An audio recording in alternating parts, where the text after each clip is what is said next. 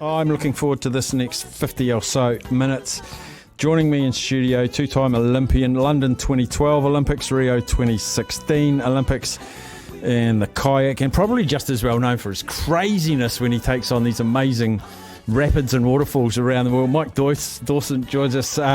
Mike, welcome in. Good to see you in one piece and looking relatively warm. Yeah, pretty warm. It's good to be in here and to have a yarn about some good adventures. Amazing adventure. I just wanted to touch on your kayaking first of all. You did that for quite a wee while as well, and it seemed like, well, you tell me, was it a fun hobby that turned into a competitive sport, or was it a competitive sport that you took into a fun hobby? Oh, yeah, the kayaking was a good time. That's a long time. Big part of my life.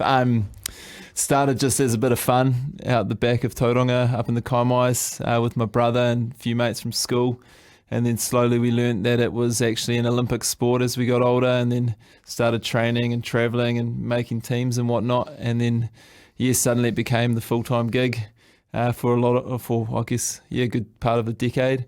And then when I finished racing, it was quite cool because I could actually return to the roots of why I started, which was getting out and discovering rivers around the world, and that's what I did until COVID, basically. And you always seem to take a GoPro with you and just share your adventures, and you really garnered quite a big following for the sort of the extremeness that you took on. Yeah, we'd always take a camera with us, which, when we were young, it was like a big camera and a big piece of plastic housing that we'd try and strap to our helmet, which was pretty hilarious looking back. And then as GoPro came onto the scene and adventure sports started to take off and you get some big brands getting on board, the production scale stepped up and we could document our adventures much better and at way higher quality. Fantastic. And was it hard to retire, in inverted commas, from competitive kayaking? Nah. No, it was because you're leaving the end of a bit of a, it's a massive part of your life. Every day you wake up and you train and you got your team around you, coach and all the people that are supporting you, and you've got real good kind of purpose every day. You're just trying to get a little bit better, and you get a chance to test it, say the Olympics, when you sit on the start line. But there's a time when all good things come to an end and it's time to move on. So for me, that was just a little bit after Rio. And I wouldn't say I was gutted to retire. It was just, it's just time. You've got a real, don't take this the wrong way, you've got a real sort of skier, surfer, skateboarder vibe about you. Do you know what I mean by that? Like, you're a pretty chill guy. Pretty chill sometimes, most time try to be. Yeah. So, okay, and you're still coaching kayaking? Yeah. So I've got a cool crew that I work with from Canoe Slalom New Zealand. So I work with Academies, which is our pathway program, which is a lot of fun. Very different being on the bank, standing in the sun or the rain as it was this morning. I enjoy the coaching, try and share a few lessons, because when we kicked off in the sport, I was like Luca Jones and I, we kind of went through the ranks together and we sort of learnt it all ourselves and had bits of input from different people over the years. But it wasn't until we went to London that we started having full-time coaching support. And so hopefully we can share some of those lessons we learnt, and the next generation will be a bit more well off. Mate, you're already one of my favourite athletes, because do you know how many athletes say learnings? And you've just said lessons twice. Oh, yeah. Learnings ain't a word, is it? I don't know. I guess not. I wanted to tick off the kayaking pedigree, because it was amazing, and you competed at the world level for a long, long time. Unconventionally now, I'm going to take a break now, because I want a big fat chunk before we get to the bottom of the hour to talk about this amazing expedition you've done to the South Pole. Last chance for you, well, not last chance, people, 8833, if you've just joined, I've got Mike Dawson in studio. He's just returned from a 1,000k trek to the South Pole. Think about that for a minute. Think about what you're wearing and your propulsion and the temperatures, and there's no little towns you can pop in for a muffin and a cup of tea on the side on your journey. We're going to go in deep with Mike Dawson after the break. Get your questions in 8833. Back in studio with Mike Dawson. We've established his kayaking career, which was fantastic, but he's just come back from the South Pole and the Antarctic Heritage Trust inspiring, it's a massive long word, basically 1,000 k's to the South Pole. What a journey. Mike Dawson, how did it come about? What was the very first inkling you thought, that sounds good? Yeah, the trip, when I heard about it, it's all about, which is maybe the coolest part of the trip, is it's about commemorating the birth of Roald Amundsen, who was the first man to go to the pole in 1911. So when I heard about that, these historic polar adventurers, it's a little bit different style of exploring than we do. They go out there without the cell phones and the cameras and the good gear, and they have no EPIRBs or PLBs to get picked up. They just head out into the unknown, and to me, that's kind of the glory age of exploration. You head away for 1, 2, 3 years, and they used New Zealand. Well, they used Hobart as a base to get down to the ice, but a lot of them used Christchurch to get down towards the Ross Seaside, and that's where they launched the expedition. So it's something that I've been fired up about and read a lot about over the years. And so when I heard about this trip, I was definitely keen to try my luck to be on it. So do you apply? Yeah, so there was an application process. So people from all over New Zealand applied to be part of it, and also from Norway. So we were a joint New Zealand-Norwegian expedition, and then the trust scoured through. I don't envy that job, man. All the applications, and they chose a team, and off we went. So who was in the team? So there were 2 Norwegians. So there was a guy, Bengt, from Norway, who's really experienced in the polar travel. He was kind of our guardian angel down there, I guess. And Martha, who was a young Norwegian. And then there were 3 Kiwis. So there was Nigel Watson, who was the executive director of the trust, and he led the expedition. And also Laura Andrews, who's a firefighter out at the airport, and myself. So a massive mix of people, and a big task choosing people that get along and keen to give it a good crack and have the right attitude and have a good time. And I think they did a good job choosing the crew. Did you need different? Did they mix you up with different skill sets? Like, was someone medically minded? Was someone, I don't know, a cook? I know, not a cook, but you know what I mean. Did you have to bring different skill sets? Yeah. For me, they wanted a kayaker, someone to make the most of the white water, which is the snow, No, I think they did, So my job down there was to try and document it, because we've been filming a lot of our trips. When we go on kayak adventures, we film them and make documentaries. And part of that is that you can only fit a small amount of camera gear in your kayak, and it's the same on an Antarctic mission. You got to carry everything for 50 days. Space and weight must be a premium. Yeah. Everything extra you put in, you feel the entire time, So you pack and repack. And in terms of filmmaking, it's a real big challenge. So that was my job. And the others had other roles where they're going to outreach to people or ways they contributed to the team. How did you prepare for this epic journey? Like, both your body, but I'd imagine your mind too. How did you prepare to take this on? Oh, it was pretty overwhelming. Just the scale of it, 50 days out of contact with the world in a place that's pretty remote and hostile, and it has no contrast. It has no bush, no animals, nothing. It's just white. So for me, that was a big fear of how I'd react to just being out there in a pretty non-stimulating kind of place without knowing much about it. In terms of getting ready physically, I'd go out in the bush and drag tyres around to replicate my sled, which get a lot of funny questions and a lot of funny comments, But that helped heaps. It was a massive help for me to prepare for carrying the sled and the camera gear and stuff like that.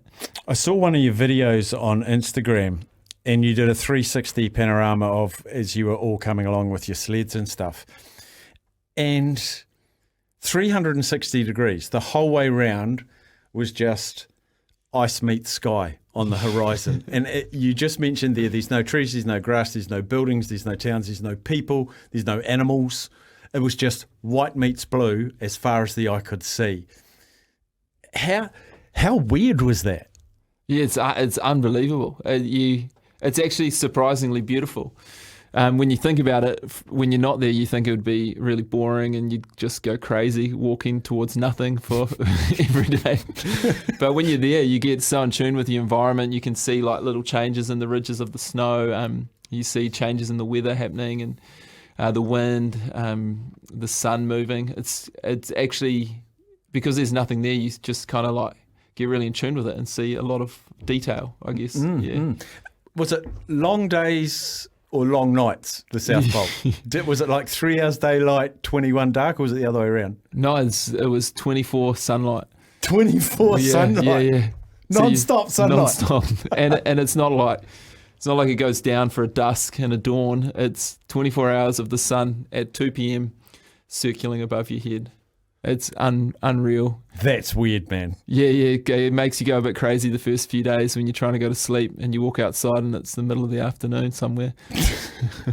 So is it basically on that sort of thing, like 50 days, because you don't have a day-night cycle, is it rest when you're tired, eat when you're hungry, and forget the time?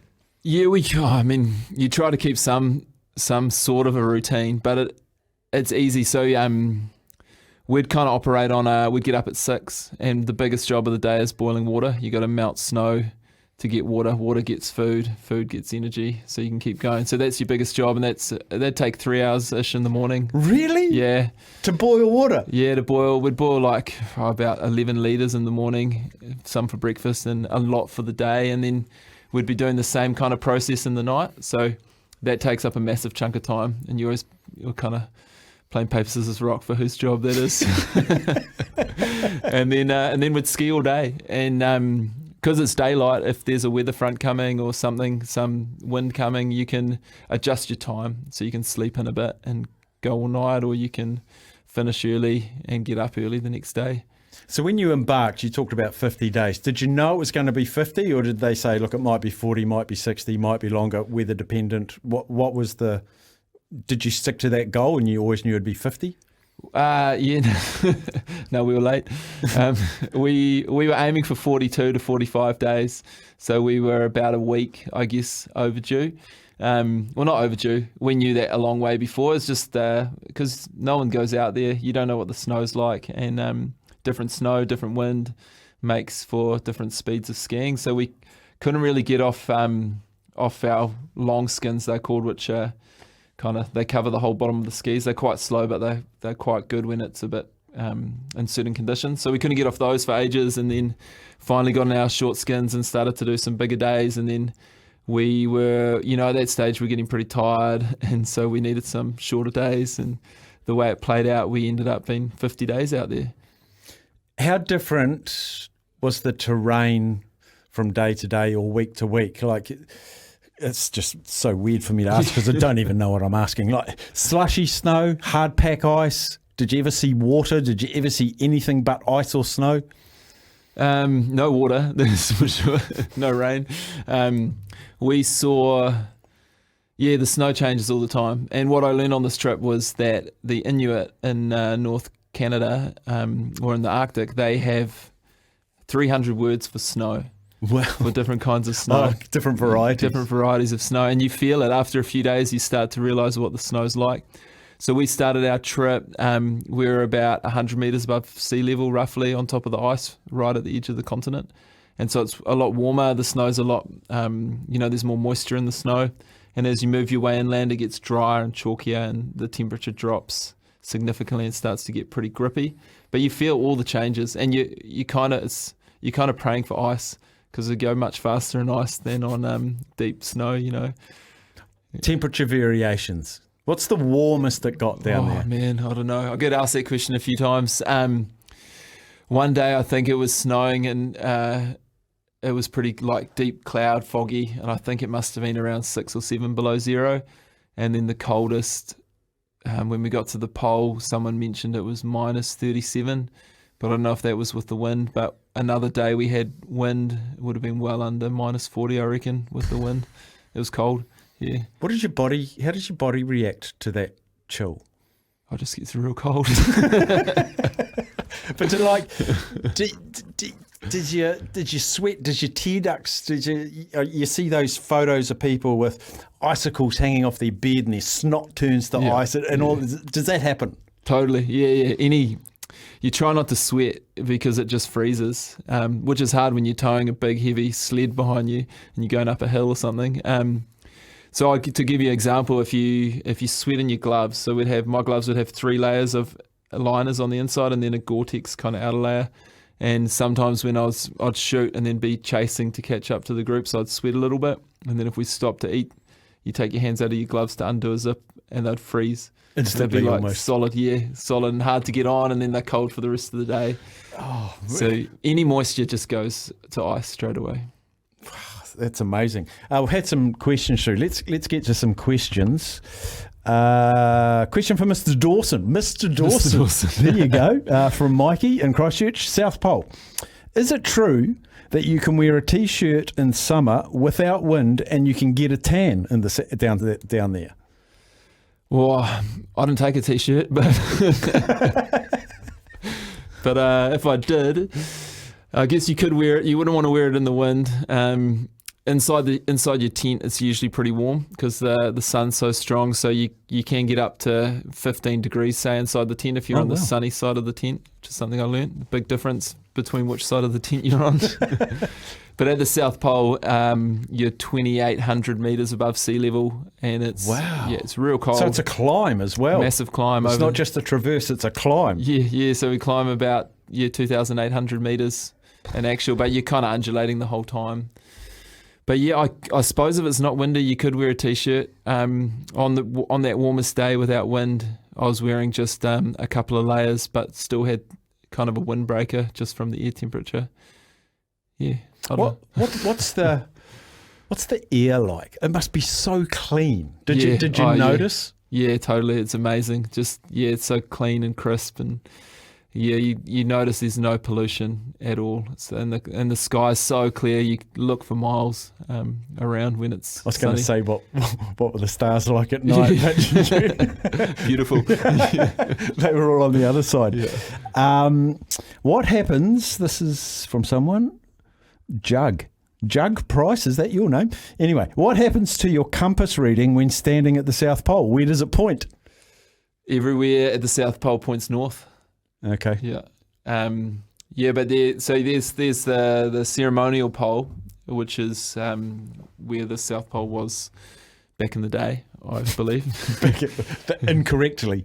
No. So it moves. The pole doesn't move, but the ice moves from where it was originally surveyed. So it moves about 10 metres a year.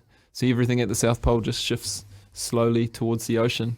It's a long way. It'll take a long time to get there. But when you're at the pole, you can just walk around the Earth.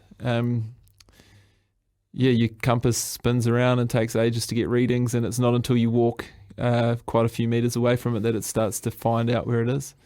Jeez, it's pretty cool. Messing with the compass's brain, eh? I'm really interested in the sensory stuff, right? So I've just talked about the taste or the feel of the air. What about, I was thinking this morning driving to work, I really wanted to ask you about the sounds, because here, even in the dead of night, there's the hum of the motorway, there's the chirp of a bird, there's the flap of the leaves in the trees, there's a river in the distance, there's the ocean or something. You got none of that. You got no cars, no planes, I don't think wildlife, which we'll get to if you saw any wildlife. There's no ocean, there's nothing lapping. Is it deadly quiet? Yeah, it is. It is when you're not moving. If you sit still, it's unbelievably quiet. So when you go going to sleep and everyone's going to sleep, I guess you can hear someone breathing, which you normally wouldn't be able to hear. Yeah, so you have human sounds like breathing or whatever. You can yell between the tents. We had 2 tents, and the sound just carries because there's no noise. But when you're skiing, it's actually really loud because you have your skis on the snow, and that's the only sound you hear is your sled and your skis. So your poles going in, and they kind of make like a squeaking sound, and your skis moving, which is surprisingly really, really loud. But maybe it's because there's no other sounds. Because there's no other sounds to block it, yeah. And then you sit down. Say you sit down to eat, and you're just having a chill or whatever, just resting. You hear nothing, absolutely nothing. It's a real cool experience, to be honest. A very silent, kind of like soulful experience. And the ice never cracked or yawned or... Yeah. So you hear that, and that's terrifying. So we had, in the conditions, we had these layers built up in the snow. And at the start, when we were walking onto the continent, because we started just off on the sea ice, on the ice shelf, and then... you hear you can hear the layers that have built up over a few weeks or months or whatever, and you step on it and you put weight and they collapse, and you hear just these mighty cracking, whoomphing sounds that if you heard in the hills in New Zealand you'd be terrified because it'd probably be big avalanche. But there it's just this whole sheet of ice going. Yeah, crazy. Yeah. Wildlife, penguins, fish, polar bears, anything like that? Nah, nothing at all. We didn't see, this is the crazy thing, we didn't see a single thing. And it's because we're so far from the coast. So even though we started at the edge of the continent, the sea ice, the frozen ocean, goes for hundreds of k's out till it reaches water. And there's water deep down underneath us, I guess, somewhere. But there's no food for animals. So animals, I think if you saw a bird flying around, you'd feel sorry for the poor guy because he's not going to find anything. Did you see anything? Did you just go, there's a hair tie? Or, there's a something that someone else has been here. Did you see any evidence of life having been there before? We did. We saw, so about 26 days, I think, there was a fuel depot. So the planes that fly to the pole have a fuel depot at a place called Teal's Corner. And we turned up there, and it was they'd just flown in, and they had 3 Kiwis were there and a Canadian guy, and they were putting up a radio antenna for the plane, so they get a webcam forecast, so they know if they can land or not. And that was just crazy. Hey! So we've survived the Holocaust, and so have you. You come in and you haven't showered for 26 days, and your beard's big. And first kind of conversation outside of the group was cool, real special moment.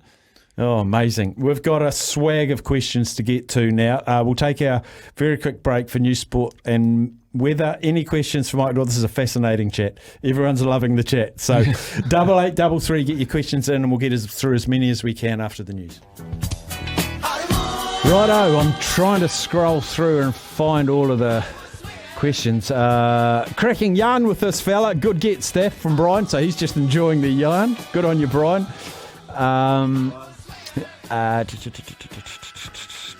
Staff, years ago I was in the audience when Kevin Bigger and Jamie Fitzgerald spoke. They rode the Atlantic together, then later decided to go to the South Pole. Really interesting guys to listen to. Did Matt spend time with anyone who'd been to the South Pole before prior to going? No, I didn't, but I had some buddies who've done a bunch of stuff up in the Arctic, some big kayak expeditions, and they towed their boats across the Greenland ice sheet. And so I hit them up for some advice to try and get some tips, some pro tips. What'd they say? Oh, just, I guess the basic stuff. Eat heaps, stay warm, keep your, don't take your gloves off.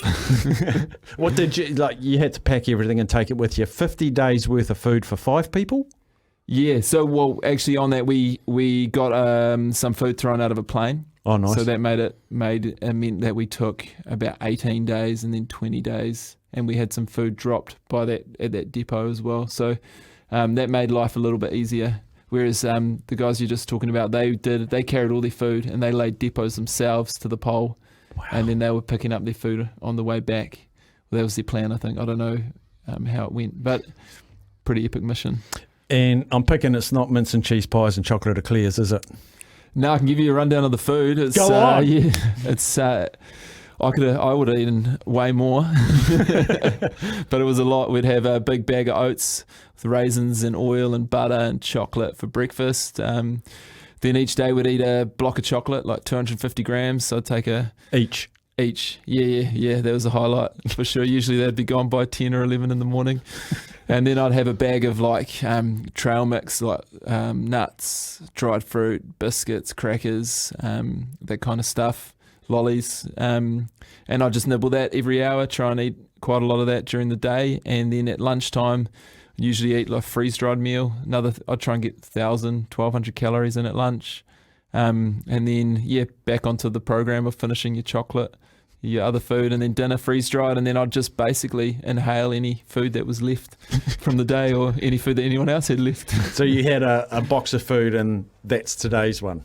Yeah. And away you go. Yeah, so as we got, as it was taking longer, we were trying to not save food, but just trying to be mindful that we wanted to make sure we had enough to get there once we knew it was going to take 50 days. Because I guess you don't know if there's going to potentially be a storm and a delay where you can't walk for a day, so that's another day's food you need? Yeah, totally. So that's one of the big things is like a big storm comes in or wind's the killer there, it's so cold in the wind that you'd be stuck in your tent. And then if that's 2-3 days, suddenly you're way behind schedule. Wow, amazing. And what was the next thing I was going to ask you? Wind, food. I'll ask you this one. I've been holding off from PJ and Tamuka. Great chat, lads. So if everything freezes, how do you pee? You gotta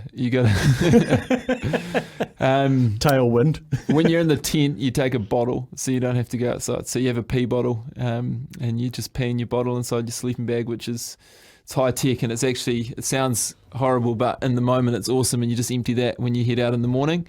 That saves you getting up in the middle of the night, putting all your gear back on to go outside. And then if you're cruising, you just do it fast, and you point downwind. Surely, do you use if you're doing it at night, is that a little bit of a hot water bottle? Give it a cuddle. You put it down by your feet, warm your feet up. What about, I don't know, we get a bit graphic here, Steph, but what about the number 2? Oh, jeepers. You dig a hole. Dig a hole? Because we were out there for so long, we actually took a spare tent just in case, because it's windy, right? And if you screw up and your tent blows away, you're not going to be that warm anymore. So we took a spare tent, and because there were 5 of us, one of us would throw that up each night when we went to camp without the inside, and we used that as a kind of toilet tent. Just dig a big hole in the snow and ice, and yeah. Friendships for life, like going through something like this with people you probably hadn't met, even known of. Is that a sort of situation you form a really close bond really, really quickly, like we're not used to in the real world because we have so many distractions? You're 24/7 with these strangers. Yeah, it can go either way, right?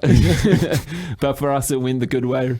I think for sure made mates for life, and you just get to know each other so well, right? Because you see people day in and day out. You see their good days, like you see the days that they're just on fire and they can go forever, and then you see their hard days and they see your good days and your hard days, and you learn real quick about the signs to how to help each other and work together, because ultimately, like someone can boost off ahead and be fast and strong, but if you want to make it over 50 days to the South Pole, it's about keeping everyone together and keeping everyone on the same level and keeping everyone kind of healthy, because those are the things that are going to end in disaster, right? So, but we got on super well, and I'm looking forward to maybe some other trips with the crew as well. So you got to the South Pole 50 days, and I've actually just finished listening to a podcast it was actually quite a tragic one, but I think 28 people tried to climb K2, 18 perished, and they always say climbing the big peaks, the dangerous bit is coming down. Yeah. Because you've got the drive and the instinct, and I'm going to get to the top. I'm going to summit, and you'll do everything you can. They summit, then all of a sudden they've got just as long to get all the way back down. How did you leave the South Pole? So we got picked up by a plane at the pole, but I think the thing in the environment we're at, it's very mellow until something goes wrong because it's so cold. And the danger of the mountain climbing equivalent is like the start and the finish. In between, you're just in your groove. You wake up, you wear your gear, you're on it, you're eating well. When you arrive at the start, you're like buzzing. You're like this whole new environment that you put your gloves down and you look around and you're doing all this stupid stuff that has massive consequence. And same when you get to the pole, you come in and you're just like, man, we've made it. But you're still 5 or 6 Ks, and in that time, it's so cold that it takes 2 minutes to get frostbite or something like that on your fingers. So yeah, you got to always be on your game, on your guard. But we were lucky. Once we got to the pole, there was another Norwegian crew that just by chance they'd started somewhere else, and we actually arrived at the same day at the South Pole, and then we got a plane pick up and flown back out of the continent. What can you remember your hardest day or hardest night? Well, it's all day, so your hardest moment. Yeah, I had a couple days that were pretty hard, just being so tired. There was one in particular, the vis was really, really low, so you can't see anything, and you're just tripping over sastrugi, which is these wind-blown ice ruts, which can get up to like 1 meter high. Wow. How do you get a sled through that? Oh, you walk around them, but okay. When it's white out, you just you just go for it. And everyone seemed to be going so fast, and I was like, can't keep up, guys. help. And you're just kind of hanging in. The cool thing is that, like, all you got to do is get to camp, and then you get a bit of break. So hung in there. But I had 2 days like that, one near the start, just with the realisation after about, because it was like 12 days in, that there's still 38 days to go. And then another one in the middle where you're just tired, you just need a rest. I was going to say, what do you do for recreation? You're like, you haven't got TV, you haven't got Netflix, you haven't got, you can't play games on your phone, you can't do anything. But I guess it's just ski or rest. Ski or rest, yeah. You're either on your feet or off your feet. So you're either skiing or you're lying down. But I mean, at the start, I had some podcasts, I had some Spotify, but that ends after a few weeks when you're not connected, and that was kind of the coolest thing, is that you realize you don't need all that noise and distraction in the background, that you can actually just look around, enjoy where you are. It's kind of a privilege, a massive privilege to be there. So enjoy it. Last break coming up. We've probably got time for 2 more questions. You can text them through 8833. Mike Dawson in studio. We'll be back with him after this. Well, it's been an absolute delight having Mike Dawson in studio. Mike, you went away, you came back. I've got 2 burning questions, really. What did you find out about yourself with all of that time in that isolation? Well, that's a big question. I think the biggest thing for me was like what I was just chatting to about before, about the noise, like the constant distraction and noise and busyness that you have in real life, which is important. It's all part of the game. But when you're down there, you have there's nothing, and you just have time to think, and you start to think about where you want to go, what you want to do, what your goals and ambitions are, and what life looks like. So it was pretty cool to have time to do that. Whereas I think in life, everyone wants to do that, but no one has any time. Someone's texted through and said, thanks for the food intake story, but just a 24-hour day. So it's like, how long do you ski for? How long do you sleep for? Do you rotate during the day? How does that work? So a typical day, we'd wake up at 6, do the water, and then would be pack up camp around 8:30 to 9, and then we'd be on our skis 9 sharp. And then we'd ski in 50-minute blocks, because it's a long day, so we'd ski for 50 minutes to an hour, actually, roughly, and then we'd take about 10-minute break, and we'd just keep doing that all day, with a longer break at lunchtime, and we'd do that for about 9 hours each day. So that would take us, with lunch and stuff, that takes us to about 9 p.m. actually, by the time we put camp up. And then you get the water boiling, have dinner, and you go to sleep around midnight. So it was 6 hours sleep? About 6 hours sleep, yeah. Could you sleep longer?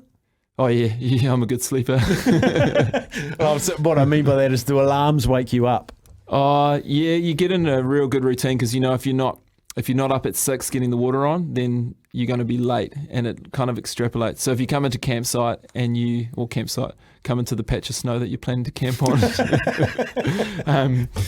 and you're not fast, so you don't put your tent up quick, and you don't get your stove going, and you sit around chatting, which I kind of enjoy doing, and then you get to the stove eventually.